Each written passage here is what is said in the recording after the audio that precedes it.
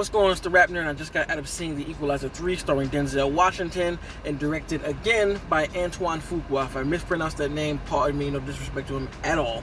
But here we see Robert McCall end up in a little town in Italy because of things that transpired prior to this.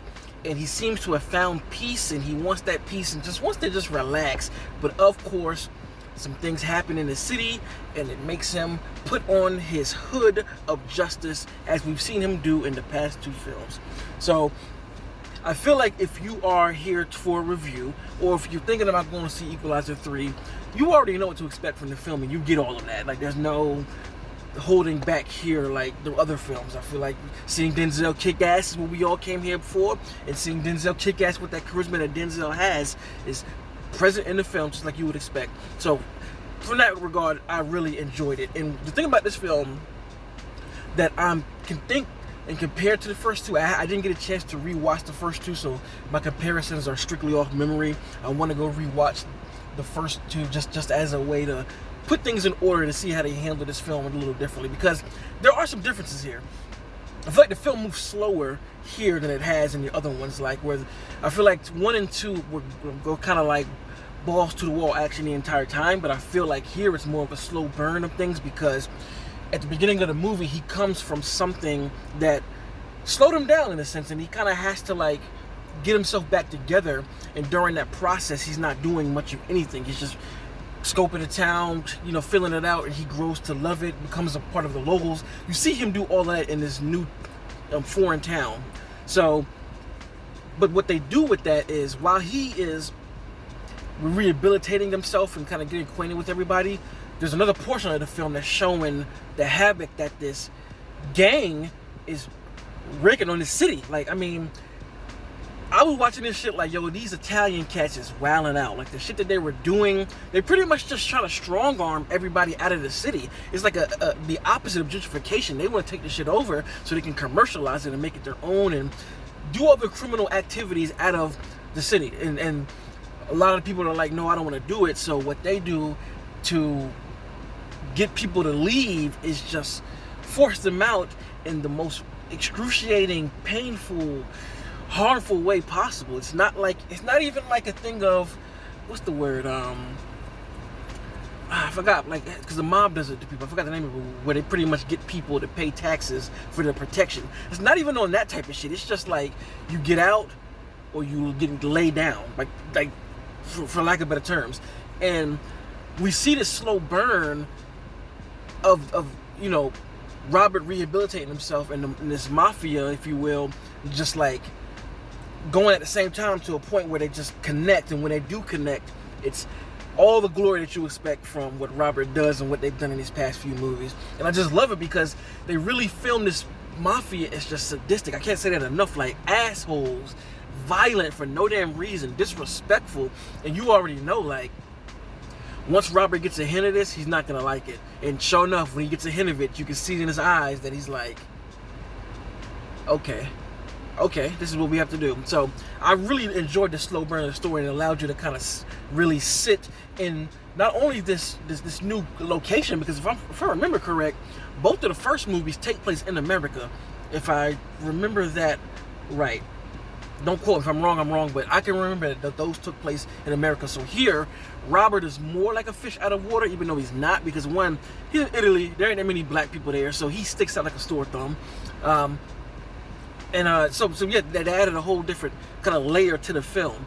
And the inclusion of Dakota Fanning's character, she's a CIA agent, and it was just cool to really see her and Denzel bounce off of each other. The chemistry that they had in Man on Fire is still there, and it's kind of felt like a legacy sequel to that, even though it's been its own 3 movies. But it's almost like he is the same guy for the Man on Fire here, but just not for her. You know, she's on the side of like coming to the town. If you've seen the trailer, she's kind of investigating him, like, what are you doing here? And there's been this accident that happened over here where there's a bunch of dead bodies, and seeing them was cool. I honestly, I liked it a lot. And just, again, the violence here, and I gotta talk about the violence. So while there is not as much action and fighting as the first 2 films, they ramped up the gore level and the brutality here a lot.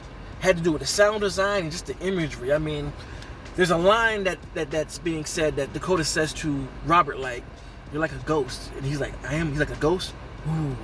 And literally, that's how he's moving in this film. Like, no exaggeration. He is a ghost, a slasher, an entity of horror for this gang and the shit that he just does. Oh my goodness! Like and again, I get why they went that route, because Denzel's getting older, so you got to find different ways to set the action of what he can do.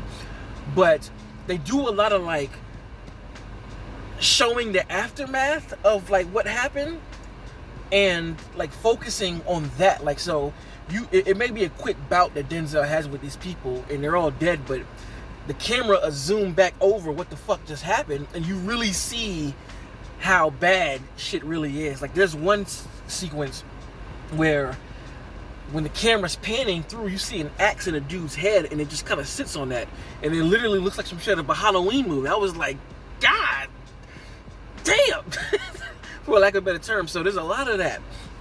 So I enjoyed it, honestly. Like, I feel like this is the end of the trilogy.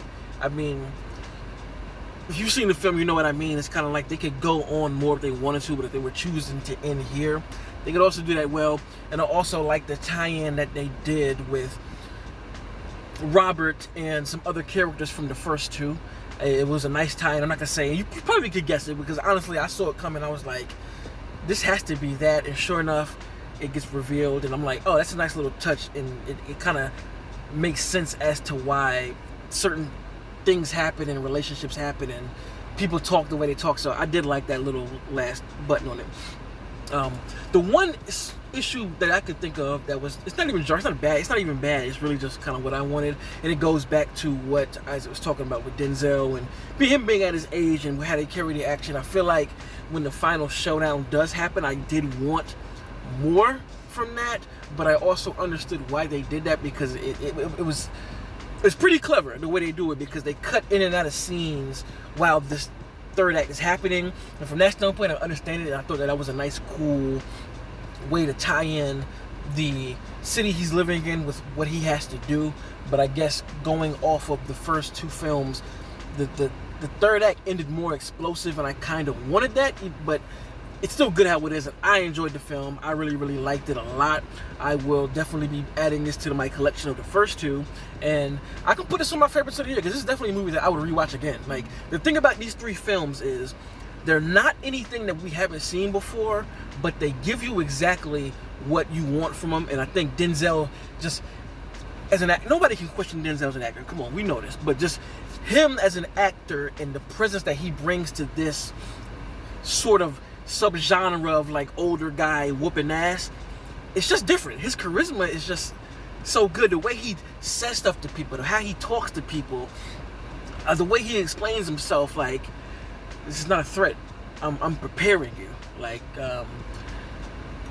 all of that, like just everything, his voice, everything just makes it just its own thing, and they're so rewatchable. So again, this is a nice addition to this trilogy. Whether it be an end or if they make another one, I'll show up again. So, dug it. Let me know in the comments, did you see the film? What do you think about it? Where do you rank it as far as the three in the trilogy? And for this kind of content, make sure to like and subscribe. And if you already are subscribed, thank you. And until next time, peace. RapNerd Productions, no capping, that's word to mommy.